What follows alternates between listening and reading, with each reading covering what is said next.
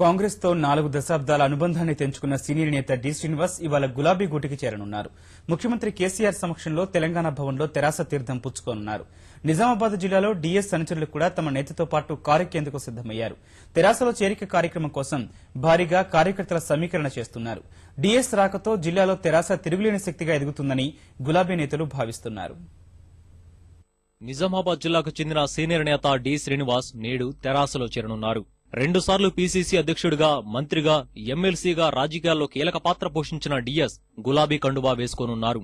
కాంగ్రెస్ లో తాజా పరిస్థితులపై మనస్తాపం చెంది ఇటీవలే ఆ పార్టీతో ఉన్న 4 దశాబ్దాల అనుబంధాన్ని తెంచుకున్నారు. తెలంగాణ భవన్లో గులాబీ దళపతి కేసీఆర్ చేతుల మీదుగా డీఎస్ తెరాస తీర్థం పుచ్చుకోనున్నారు.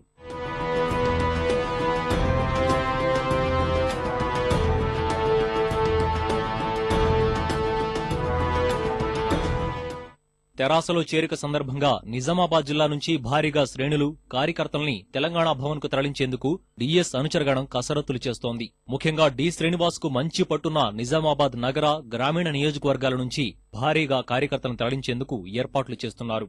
నిజామాబాద్ జిల్లాకు చెందిన పలువురు కాంగ్రెస్ నేతలు, ప్రజాప్రతినిధులు తమ నేతతో పాటే తెరాసలో చేరనున్నారు. నిజామాబాద్ జెడ్పీటీసీ పుప్పాల శోభ, నిజామాబాద్ జక్రన్పల్లి ఎంపీపీలు యాదగిరి రాజన్న సహా 20 మంది ఎంపీటీసీలు డీఎస్ వెంటే ఉంటామని ఇప్పటికే ప్రకటించారు. పలువురు సర్పంచులు తెరాసలో చేరనున్నారు. నిజామాబాద్ కార్పొరేషన్లో 16 మంది కాంగ్రెస్ కార్పొరేటర్లలో 13 మంది డీఎస్ వెంటే నడుస్తున్నారు.